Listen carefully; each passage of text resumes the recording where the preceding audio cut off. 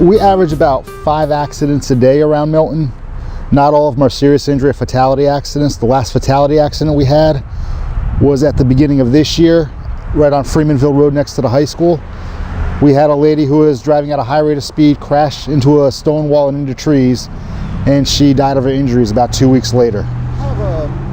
This year we've had an exceptional hit and run rate. I think we're up to about 170 hit and runs this year. And believe it or not, I'm not going to say a majority of them, but a good portion of them are teenagers.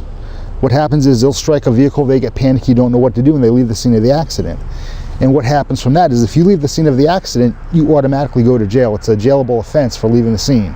If you'd have stayed on scene, you might get a ticket, you might not get a ticket, but you would go home within 10 minutes. For teenagers in an accident, the steps you need to take, if the vehicle be moved out of the roadway, you need to get it out of the roadway into a safe location so traffic could keep moving.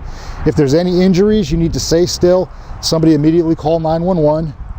Get your insurance information ready, have your driver's license ready, and just stay off to the side of the road till we get there. But if you get caught texting while you're driving, there's a very substantial fine that comes along with it. If you are a teenager driving on the Class D license, which 99% of you have while you're in high school, the point system is very limited to you. You will lose your license if you get pretty much one ticket. You can lose your license up to 6 months to a year, depending on the offense.